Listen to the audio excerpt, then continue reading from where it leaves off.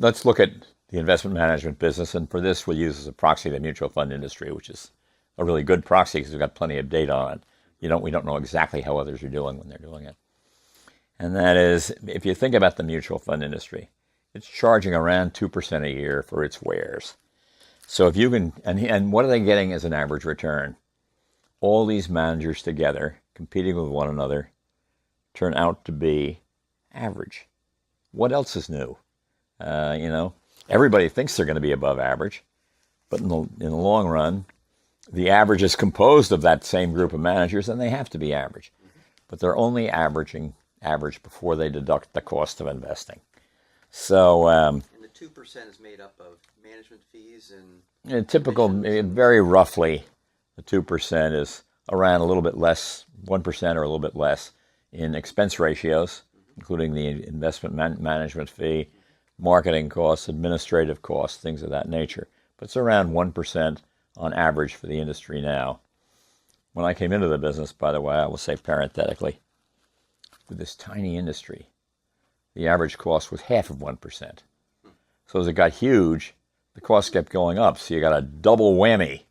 And not only much higher fees, a great business, but a bad profession. And great for the business side, bad for the fiduciary side. Great for the money managers, bad for the fund investors. This is not a proposition that I ever warmed up much to once I figured it out. So in any event, here we have the mutual fund managers.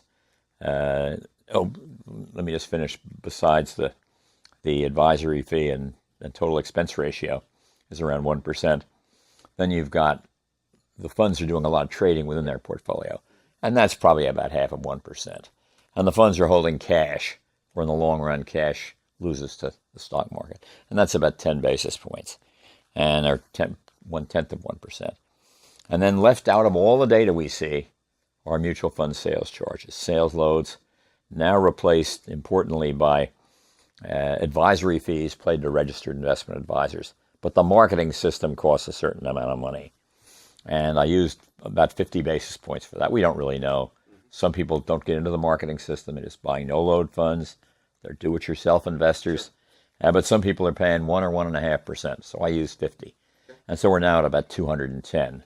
And that's in the article I wrote for the Financial Analyst Journal in January of 2014, called The All-In Expenses of Mutual Funds, of Investment Management. Include taxes. Well, I didn't even include, well, think about this for a minute. I left out a big cost, taxes, because I was talking largely about retirement plans. And then I left out a huge cost, which is the difference between the returns funds report, and the returns investors actually get. And since investors have bad timing and make bad choices, mutual fund investors lag the returns of their funds, according to Morningstar, looking at 15 years, by 2.5% a year.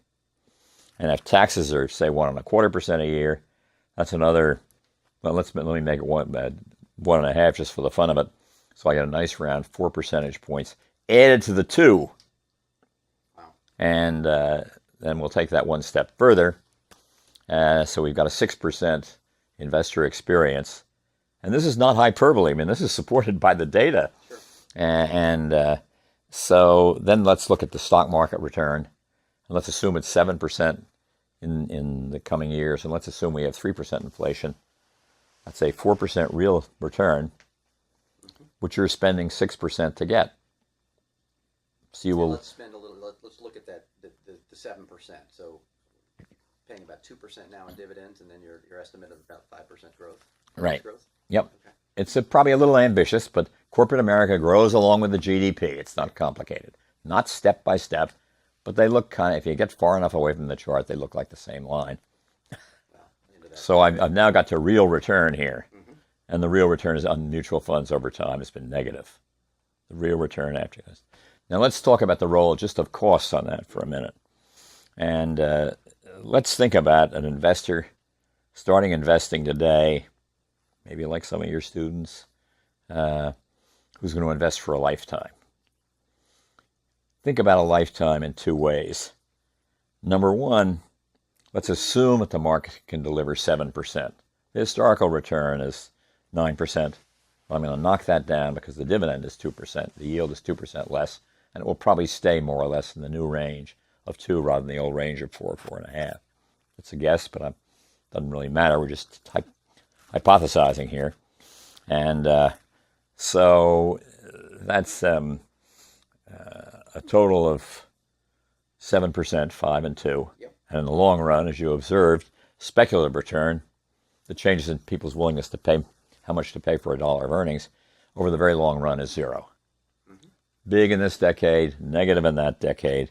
It's all over the place, decade by decade. But over your investment lifetime, you can expect it to be more or less 0. Right. And particularly compounded over that period, because if it goes from, let's say, 20 today to 15, 75 years from now, that's almost nothing in terms of annual rate. So let's look at 7 and 5. Mm-hmm. Just the market return, presumed market return, maybe rational expectations for market return, and subtract the cost, all-in costs of fund investing, leaving out those big costs, and say you get 5. Well, if you're young, starting out today with a 401k plan or a savings plan or an IRA, or maybe have a little bit of money you've earned on the side, and you earn 7%, you'll get about $160 for each dollar you invest over 75 years. It's a long time, but you're going to be here for a long time. Yep. So it doesn't mean you can do this for any time period you want. So that's $160. And if you get 5%, it's $40. At 2 percentage points is the difference between, it can increase your retirement savings, if you can eliminate it, by 300%. Right. From $40 to $160. Yeah, that's right. Increased by 300%. And what is the alternative to that? Well, you can go to active managers. Now, if you own 3 or 4 funds at a given time that you like, we'll speak just about equity funds here. The average equity fund manager lasts 7 years. The average mutual fund, 50% could go out of business every decade. So the chances are, if you invest for 75 years, unbelievable as this sounds, you'll probably have at least 40 different managers. Mm-hmm. Is there any realistic possibility that 40 different managers charging 2% a year can get remotely close to the returns earned by the market itself, which is what the index fund does? It doesn't give you 7, in fairness. It gives you about 6.95 because you can buy our all market index fund for 5 basis points. If you, I think it's over $10,000 you have to get to do that, but you'll get there pretty quickly. So the math for not using indexing is just totally devastating, capital destroying. If we can only get people to look at cost, and if we can only get people to look at the long term. And I have this sentence I've developed for investors to think about. Bill Sharp, Nobel laureate, who very much liked my addition to my extension of his original article on costs in investing. He used the 1% because he didn't take into account all the other costs. Right. He liked my addition, and he liked my final sentence in that article, which said, I think I can get this about right.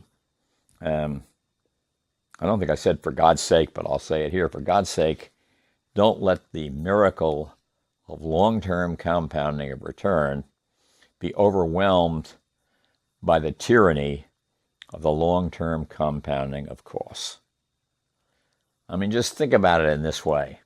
You put up 100% of the capital.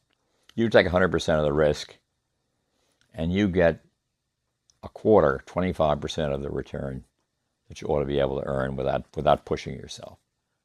If you think that's a good deal, I think you better check your math book or something. So it's there, yep. And it's true. And it's just math. And it's irrefutable. Right. The relentless rules, as Justice Brandeis said in a different context, the relentless rules of humble arithmetic.